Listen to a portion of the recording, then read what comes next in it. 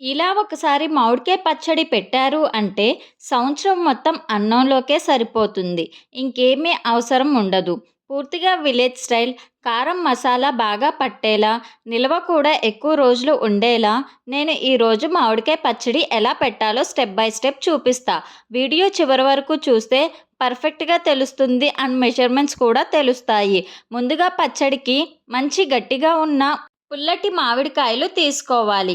నేను ఇక్కడ ఫ్రెష్‌గా అప్పుడే చెట్టు మీద నుంచి కోసిన కాయలను యూజ్ చేస్తున్నా. పచ్చడి కాయలు ఎంచుకునేటప్పుడు ఎక్కువ పండిన కాకుండా గింజ గట్టిగా ఉండే కాయలను తీసుకుంటే చాలా బావుంటుంది. ఇప్పుడు మామిడికాయలను ఒక 2-3 సార్లు బాగా కడిగి పూర్తిగా తుడిచి డ్రై చేయాలి. ఇక్కడ మన పాయింట్ ఏంటంటే పచ్చడిలో వాటర్ అస్సలు ఉండకూడదు. వాటర్ ఉంటే పచ్చడి త్వరగా పాడవుతుంది. ఇప్పుడు మామిడికాయలను చిన్న చిన్న ముక్కలుగా కట్ చేసుకోవాలి. ముక్కలు చాలా చిన్నగా కాకుండా మీడియం సైజులో ఉంటే తినటానికి చాలా టేస్టీగా ఉంటుంది. కట్ చేసిన తర్వాత లోపల గింజలకు అంటుకున్న తెల్ల పొరని కూడా తీసివేయాలి. ఇలా నీట్‌గా క్లీన్‌గా చేసుకుంటే పచ్చడి రుచి కూడా చాలా బావుంటుంది. అలాగే నిల్వ కూడా ఎక్కువ రోజులు ఉంటుంది. ఇప్పుడు కట్ చేసిన ముక్కలను ఒక క్లాత్ మీద వేసి కొద్దిసేపు ఆరనివ్వాలి. ఇలా చేస్తే ఎక్స్ట్రా మాయిశ్చర్ పూర్తిగా పోతుంది. అంతలో మనం పచ్చడికి కావాల్సిన మసాలా సిద్ధం చేసుకుందాం. నేను ఇంట్లో చేసిన ఆవాలు, మెంతులు పొడి ఉపయోగిస్తాను. పచ్చడికి వచ్చే అరోమా నెక్స్ట్ లెవెల్‌లో ఉంటుంది. మెంతులు కొద్దిగా డ్రై రోస్ట్ చేసి పొడి చేసుకుంటే చాలా మంచి ఫ్లేవర్ కూడా వస్తుంది.